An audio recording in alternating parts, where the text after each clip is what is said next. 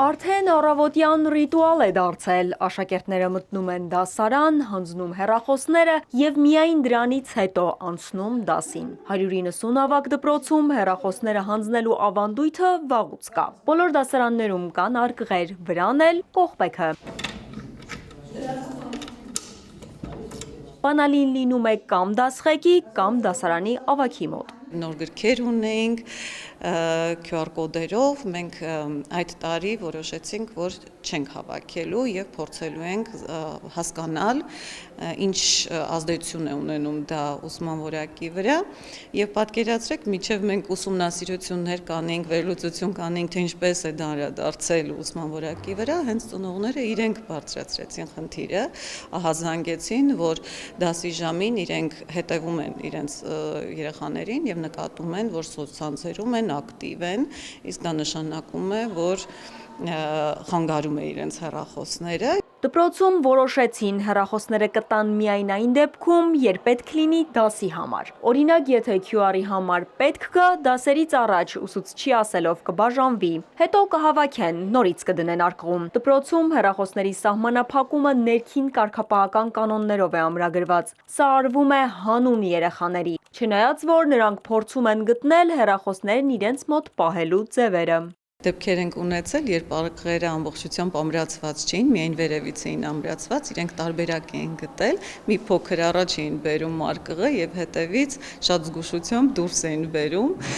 կամ եղել են դեպքեր, երբ իրենք երկու հեռախոս են բերել, մեկը հանձնել են, մեկը պահել են իրենց մոտ։ Բայց այս դեպքում, եթե բռնվեցին, հեռախոսի հետևից ծնողը կգա։ Տնօրենը նշում է, ծնողի դպրոց գալու մտքից երեխաները զգաստանում են։ Այդ պատճառով էլ այս փուլին հազվադեպ են հասնում։ Երեխաների և թվային տեխնոլոգիաների կապը երկու կողմ ունի։ Ըստ հոգեբանի, գաջեթները ճիշտ է, երեխայից խլում են բնականոն զարգացումը, բայց եթե դրանցից շատ հեռու մնան, կարող են զարգացումից հետ ընկնել։ Աշխարհում սոցիալական հարթակը երեխային զրկում է նաև մյուս երեխաների հետ շփվելու հնարավորությունից, իսկ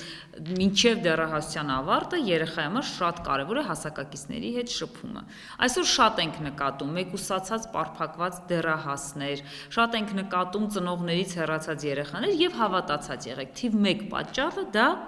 հեռախոսն է։ Ըստ հոգեբանի, կարևոր է նաև ծնողի դերը։ Պետք է տանը և փոքրուց աշխատել երեխայի հետ, որպեսզի ձևավորվի ճիշտ վերաբերմունք հեռախոսի օգտագործման նկատմամբ և պետք է դրվեն հստակ սահմաններ։ Եթե ընտանիքում կա վերահսկողություն և բացատրություն, երեխան ավելի հեշտ է հասկանում, թե երբ և ինչ նպատակով կարելի է օգտվել հեռախոսից։ Մանկավարժը ինքնուրույն դա չանի։ Նախ երեխան պետք է դպրոց մտնի առանց հեռախոսի, եւ ես ծնողներին այստեղ խորհուրդ կունենայի տալու, ես ինքս որպես ծնող իմ երեխային հեռախոս տվել եմ 12 տարեկանից ոչ շուտ։ Նույնիսկ մեծ երեխայից 15 տարեկանում եմ տվել հեռախոս։ Այսինքն այդ մանկավարժը իմ եւ իմ երեխայի հետ խնդիր ունենալ չէր կարող։ Համակարգ է պետք ստեղծել։ Աշխարհի տարբեր երկրների դպրոցներում հեռախոսների օգտագործումը գնալով ավելի խիստ սահմանափակումների է ենթարկվում։ Ֆրանսիան, Նիդերլանդները, Իտալիան, Ամերիկայի մի շարք նահանգներ արդեն արգելել կամ հատուկ սահմանափակումներով են բջջայինները կիրառում դասերի ընթացքում։ Ալադավթյան, Ալեքսանդր Կիրոյան, Հարություն Հովսեփյան, Էպիկենտրոն։